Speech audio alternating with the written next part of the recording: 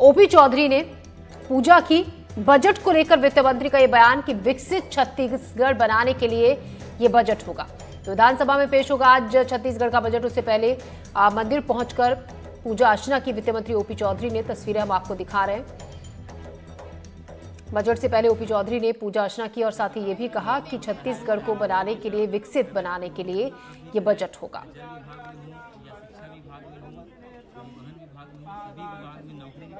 छत्तीसगढ़ के विकसित छत्तीसगढ़ 2047 तक बनाने के लिए इस बजट को एक बड़े कदम के रूप में देखना चाहिए और हमारा हर बजट विकसित छत्तीसगढ़ की ओर बढ़ता हुआ एक कदम होगा। उसी का प्रतिफल इस बजट में दिखाई देगा। कुछ मिनटों बाद ये बजट स्पीच आ जाएगा। तो कुछ मिनटों बाद बजट पेश करेंगे और विकसित बनाने के लिए प्रदेश को ये बजट होगा। बजट पर कहा यह जा रहा है कि काफ़ी उम्मीदें देखिए आम लोगों को इस बार के बजट से है। पिछली बार की तुलना में काफ़ी बड़ा होने वाला है। ये भी इशारों में ये कहा कि काफ़ी कुछ हटके होगा इस बजट में और प्रदेश के विकास के लिए बहुत बेहतर इस बार का बजट होगा।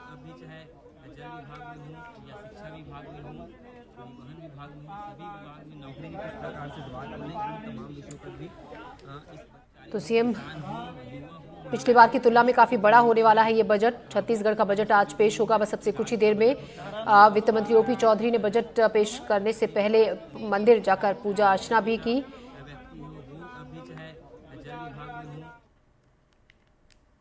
बजट पर डिप्टी सीएम अरुण साव का भी बयान आया। मोदी की गारंटी को पूरा करने वाला ये बजट होगा। विष्णु के सुशासन को पूरा करेगा ये बजट।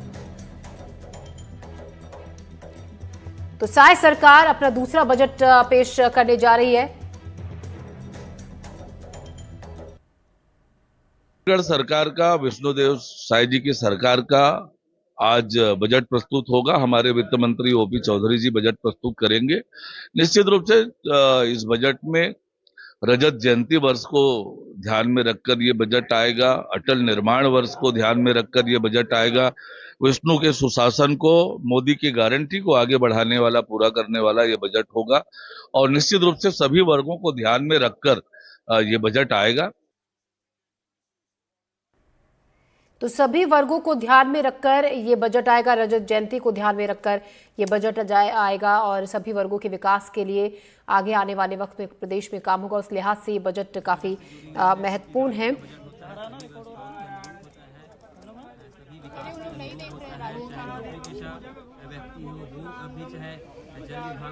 तो पिछले साल का जो बजट था 2024-25 से 1,47,446 करोड़ का था और इस अनुमान है कि साय सरकार का जो दूसरा बजट है वो 1.5 लाख करोड़ से अधिक का हो सकता है। वित्त मंत्री ओपी चौधरी बजट आज पेश करेंगे अब से कुछ ही देर में। उससे पहले मंदिर में जाकर उन्होंने पूजा अर्चना भी की। साथ ही ओपी चौधरी ने यह भी कहा कि साल 2047 तक विकसित छत्तीसगढ़ के निर्माण की दिशा में काफी महत्वपूर्ण कदम ये है। और 12:30 बजे वित्त मंत्री बजट पेश करेगा। ये घर की तस्वीरें आप देख रहे हैं जहां पर पूजा अर्चना वित्त मंत्री ने की थी बजट से पहले। शुभ काम करने के पहले, कोई भी बड़ा और शुभ काम करने के पहले पाठ पूजा की जाती है और उसी क्रम का यह हिस्सा। नीलेश हमारे सहयोगी हमारे साथ जुड़ गए हैं ज्यादा जानकारी के साथ। नीलेश, बहुत उम्मीदें इस बार आम जनता को, छत्तीसगढ़ के लोगों को इस बजट से है और कहीं ना कहीं इशारों में ओपी चौधरी ने भी ये कहा कि बहुत बेहतर बजट ये होगा और पिछली बार की तुलना में कहीं ज्यादा इस बजट में प्रदेश के लोगों के हर वर्ग का ख्याल रखा जाएगा।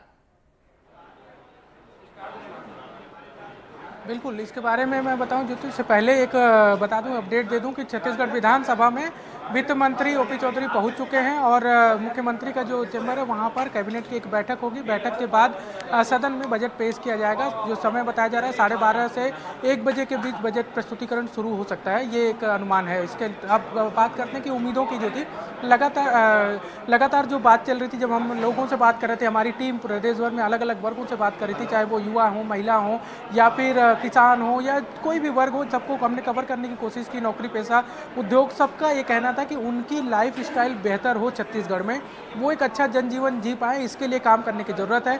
युवाओं की मांग नौकरी को लेकर थी, रोजगार के अवसर को लेकर थी। तो हमने बजट पेश करने से पहले भी वित्त मंत्री ओपी चौधरी से खास बातचीत की थी, एक्सक्लूसिव बातचीत की थी। उसमें उन्होंने बताया था कि हर वर्ग को ध्यान में रखा ही जाएगा, खासकर रोजगार के जो मुद्दे हैं उस पर जो सरकारी व्यवस्थाओं के तहत नौकरियाँ देने की बात होती है उसको करने के साथ ही सरकारी व्यवस्थाओं के तहत जो नौकरियां देने की बात होती है, सरकारी नौकरी देने की बात होती है, उसके अलावा जो रोजगार और नई उद्योग नीति बनाई गई है छत्तीसगढ़ में, उस पर भी फोकस किया जाएगा। हम ऐसे लोगों को उद्योगों को सब्सिडी दे रहे हैं जो निवेश के आधार पर नहीं, पैसों के आधार पर नहीं, बल्कि जो सबसे ज़्यादा रोजगार स्थानीय युवाओं को देगा, उसको सबसे ज़्यादा सब्सिडी या फिर राहत उद्योग संचालन में सरकार की ओर से दी जाएगी। ऐसी व्यवस्था बनाई गई है। तो रोजगार के लिए ये बेहतर काम किए गए हैं। महिलाओं के लिए महतारी वंदन योजना चल ही रही है। इसके अलावा एक महिला हॉस्टल, जो कर्मचारी वर्किंग वुमेन हॉस्टल बनाने की एक बड़ी योजना है सरकार की, जिसको लेकर इस बजट में राशि की व्यवस्था की जा सकती है। ये एक बड़ा काम हो सकता है, क्योंकि ऐसी महिलाएं जो वर्किंग वुमेन है, उनके लिए रहने की व्यवस्था, क्योंकि अगर वो दूसरे शहर में जाती हैं या अपने घर से बाहर जाती है तो उनके रहने की समस्या सबसे बड़ी होती है। उनके लिए एक विशेष हॉस्टल सरकारी व्यवस्था में बनाने की बात कही जा रही है। ये एक बड़ा काम हो सकता है। इसके अलावा किसानों और अन्य वर्गों पर भी फोकस हो सकता है। नीलेश, मैं आपके पास लौट रही हूँ, अपने दर्शकों को ये भी सुना देते हैं आपसे कुछ देर पहले ओपी चौधरी ने क्या कहा था, आइए देखते हैं। राम राज्य की स्थापना किसी भी शासक के लिए, किसी भी राज्य व्यवस्था के लिए सबसे महत्वपूर्ण बात होती है, और आदरणीय मुख्यमंत्री जी के नेतृत्व में राम राज्य की स्थापना की दिशा में एक बेहतर गवर्नेंस देने के लिए, गुड गवर्नेंस के लिए, सुशासन के लिए हमारी सरकार प्रतिबद्ध होकर काम कर रही है। और आज पहले मेरे घर पे जो शिव जी की जो पूजा होती है, उनका जो मंदिर है, वहाँ से आशीर्वाद लिया, और आज राम मंदिर जो हम सब की आस्था का केंद्र है, और रामलला जी के मंदिर की भव्य स्थापना अयोध्या धाम में भी हुई है। तो प्रभु श्री रामचंद्र जी की प्रेरणा से, जो हमारे छत्तीसगढ़ के भांचा राम हैं, उनकी प्रेरणा से हम सब काम करेंगे। 2047 का जो लक्ष्य प्रधानमंत्री मोदी का, वो उसको निश्चित रूप से 2047 तक विकसित भारत बनाने के लिए मोदी जी जिस तरह से काम कर रहे हैं, छत्तीसगढ़ भी विकसित छत्तीसगढ़ की दिशा में उसी रफ्तार से आगे बढ़ने के लिए पूरी तरह से तैयार है, और मोदी जी के सपने के लिए हम सब कदम से कदम मिलाकर आगे बढ़ेंगे। नीलेश हमारे सहयोगी बने हुए हमारे साथ। नीलेश, वित्त मंत्री ओपी चौधरी जो कि साफ तौर पर कह रहे थे कि प्रभु श्री राम का आशीर्वाद लेके प्रदेश की बेहतरी के लिए और 2047 तक विकसित छत्तीसगढ़ के निर्माण के लिहाज से इन तमाम चीजों को जहन में रखकर ये बजट तैयार किया गया है। बिल्कुल, देखिए, जब हमसे भी खास बातचीत हुई थी ओपी चौधरी की, जो वित्त मंत्री हैं, हमने उसको एक्सक्लूसिव बात की थी, उसमें भी उन्होंने यही कहा था कि 2047 का जो मॉडल लेकर के भारत सरकार चल रही है विकसित भारत का, उसी के तहत छत्तीसगढ़ में भी विकसित छत्तीसगढ़ के मॉडल के ऊपर काम किया जा रहा है। और इसके लिए जो भी योजनाएं हो सकती हैं, इंफ्रास्ट्रक्चर में भी काम किए जाएंगे। इसके अलावा जनहितैषी योजनाएं हैं, उस पर भी फोकस किया जाएगा। जैसे किसानों को जो राशि सब्सिडी के तौर पर दी जा रही है, जो राशि समर्थन मूल्य में बोनस के तौर पर दी जा रही है, वो भी दी जाएगी। इसके अलावा महतारी वंदन योजना जो है, उसको भी कंटिन्यू रखना है। इसके साथ साथ जो इंफ्रास्ट्रक्चर के काम है, शिक्षा के क्षेत्र में जो काम है, जो एक कॉरिडोर एनसीआर दिल्ली के तौर पर छत्तीसगढ़ में रायपुर और दुर्ग, भिलाई, राजनांदगांव को मिलाकर बनाने की योजना है, उस पर भी काम किया जाएगा। इसके अलावा जो भी बेहतर काम होंगे, शिक्षा में हो या हेल्थ सेक्टर में हो, उस पर फोकस होगा। और उन्होंने कहा था कि 3 मार्च में उस समय का इंतजार करिए, जब बजट पेश होगा तो उसकी स्पष्टता भी आपको नजर आएगी। अब कुछ समय बाद, कुछ मिनटों बाद वो बजट पेश होने वाला है। इससे स्पष्ट हो जाएगा कि उन्होंने जो बातें कही थी और जो उनका बजट पेश हो रहा है उसमें कितनी समानता है, और विकसित छत्तीसगढ़ को लेकर उसमें क्या मॉडल है। कुछ ही देर में ये स्थिति स्पष्ट हो जाएगी। जी नीलेश, अभी हम कुछ रिपोर्ट्स भी देख रहे थे अलग अलग जगहों की, जहाँ पर कुछ स्टूडेंट्स की भी रिपोर्ट थी। उनका शिक्षा के क्षेत्र में अब की बार काफ़ी उम्मीदें हैं कि बहुत कुछ रिलीज़ किया जाएगा बजट में, क्योंकि बहुत बेहतरी की वहाँ पर भी आवश्यकता है। बिल्कुल, देखिए, जो शिक्षा के क्षेत्र है वो किसी भी अगर आप विकसित राज्य या विकसित देश या विकसित शहर, जिला, गांव, घर की बात करते हैं, एकदम छोटी सी बात करें, घर से लेकर समाज को अगर विकसित बनाना है तो उसमें शिक्षा सबसे बड़ी ज़रूरत है। बिना शिक्षा के आप इसकी उम्मीद नहीं कर सकते। मूलभूत जो आवश्यकताएं हैं वो ज़रूर आपको पूरी करनी है, चाहे वो स्वास्थ्य की हो, सड़क की हो, पानी हो, बिजली हो। लेकिन अगर आप बौद्धिक तौर पर भी विकसित करना चाहते हैं अपने समाज को, अपने देश को, अपने राज्य को, तो शिक्षा उसके लिए सबसे ज़्यादा जरूरी है। और शिक्षा को लेकर ही लगातार सवाल उठते रहे हैं, चाहे कोई भी प्रदेश हो, कोई भी देश हो, कोई भी जिला हो। तो ऐसे में जो युवाओं की उम्मीद है, जो छात्रों की उम्मीद है, उस पर क्या किया जाता है, ये सबसे बड़ा फोकस होगा। क्या शिक्षा के क्षेत्र में एजुकेशन लेवल को बेहतर करने के लिए सिर्फ इंफ्रास्ट्रक्चर नहीं, सिर्फ बिल्डिंग बनाना ही नहीं, अच्छे स्कूल भवन होने चाहिए, ये ज़रूरी है, लेकिन इसके अलावा अच्छे टीचर्स की भर्ती हो, पढ़ाने के लिए जो इक्विपमेंट की ज़रूरत होती है, जो लेबोरेटरी में जो इक्विपमेंट की ज़रूरत होती है वो हो, इस पर कितना फोकस किया जाता है ये भी ध्यान देने वाली बात होगी। और इसके अलावा जो अभी मॉडर्न एजुकेशन चल रहे हैं, देश दुनिया को जोड़ने वाले एजुकेशन चल रहे हैं कि आप सिर्फ एक जो एक मूलभूत जो एजुकेशन होता है वो नहीं, बल्कि उसको स्वरोजगार मुक्त युक्त एजुकेशन बना सकें, इस पर क्या फोकस है, इस पर भी ध्यान देने वाली बात होगी कि क्या बजट में इसके लिए कोई प्रावधान किया जाता है, क्योंकि इसको लेकर लगातार उम्मीदें जो हैं वो यहाँ के बच्चों युवाओं को हैं। तो अब देखने वाली बात होगी जब कुछ देर में बजट पेश होगा तो उसके लिए क्या किया जा रहा है इस बजट में। जी बिल्कुल, हम वक्त भी दिखा रहे हैं नीलेश, साथ ही साथ ज़्यादा वक्त नहीं बचा है, अब कुछ ही देर में बजट पेश होगा। ऐसे भी लगातार हम नीलेश ये भी देख रहे हैं पिछले काफ़ी समय से टूरिज्म के क्षेत्र में भी सरकार काफ़ी काम कर रही है ताकि छत्तीसगढ़ में टूरिज्म को बढ़ावा मिल सके, क्षेत्र में काफ़ी मेहनत भी की जा रही है।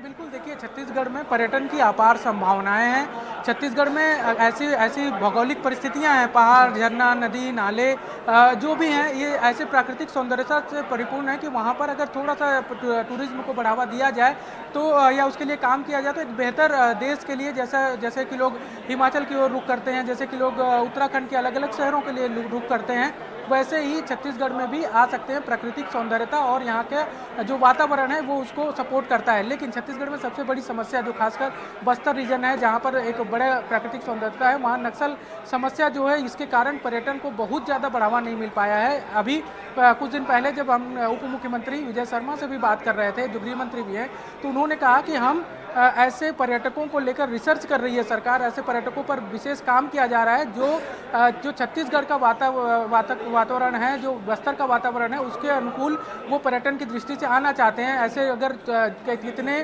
पर्यटक ऐसे हैं देश दुनिया में जो बस्तर का जो भौगोलिक संरचना है, बस्तर के जो पर्यटन को लेकर जो वहाँ पर सपोर्टेबल है, उसको वहाँ पर आना चाहते हैं। वैसे पर्यटकों को ध्यान में रखकर, उनकी आवश्यकताओं को ध्यान में रखकर हम वहाँ पर एक नया माहौल और वहाँ पर इंफ्रास्ट्रक्चर उस तरह से डेवलप करेंगे ताकि वहाँ पर पर्यटन को बढ़ावा मिल सके। तो पर्यटन को लेकर, और न सिर्फ बस्तर बल्कि जसपुर जो है या छत्तीसगढ़ का या फिर सरगुजा के क्षेत्र है, कबीर धाम है या अन्य जो जिले भी हैं, कुछ एक जो जिले को पर्यटन के लिहाज से बहुत महत्वपूर्ण है, तो उस लिहाज से उस पर काम करने की बात कही जा रही है। जी नीलेश, नजर रखिएगा, लगातार ताज़ा अपडेट हम आपसे लेते रहेंगे। अब से कुछ ही देर बाद फिर से आपके पास लौटेंगे। फिलहाल शुक्रिया आपका।